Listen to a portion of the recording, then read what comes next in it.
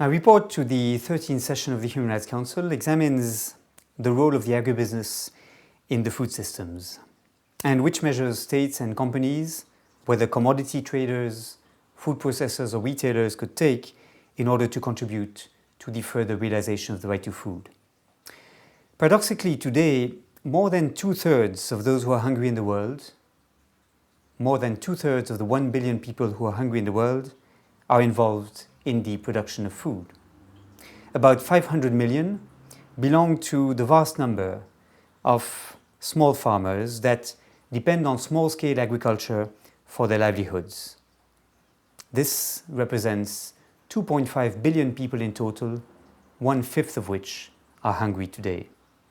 Another 200 million of the billion people who are hungry are agricultural workers, working on large plantations, often without a formal employment contract, often on seasonal and low-paid jobs in an increasingly casualized form of employment. My question, therefore, has been, how can this situation, this scandal, really be overcome? How can small-scale farming be better supported? There is a huge gap today between the highly capitalized agriculture in the hands of some large producers, which have access to the global markets, which capture a disproportionate share of the best lands and resources, and which exercise political influence, and the vast number of small farmers who are working often with no or little public support and which have access only to local and regional markets which are significantly underdeveloped. How to bridge this gap between these two worlds? And how can the situation of workers in agriculture be improved? What are the respective roles of the state and the private sector in putting this intolerable situation to an end? The moment we are going through is unique today. We are seeing a renewed interest in agriculture. UNCTAD, for example, has estimated that we've moved from some $600 million of annual foreign direct investment in agriculture in the 1990s to some $3 billion annually poured into agriculture in 2005-2007, and that figure is probably even much higher for the period 2008-2010. The food system is therefore in rapid transformation, and I would like to characterize this transformation by 5 definitional elements. First, the concentration in the food system is increasing, particularly amongst commodity buyers. Secondly, vertical integration is increasing as global retailers seek to tighten their control over suppliers.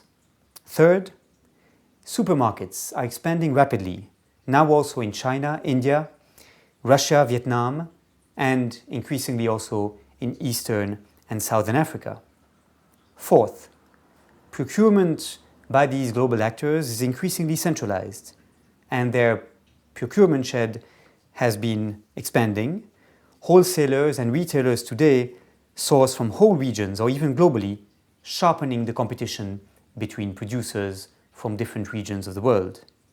Fifth and finally, private standards play an increasingly important role, particularly to ensure food safety and hygiene.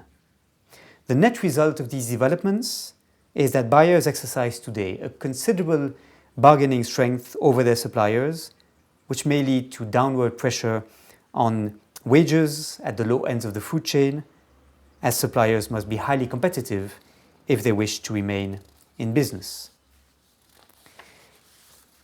Secondly, smallholders today face a number of obstacles if they wish to enter the global supply chains.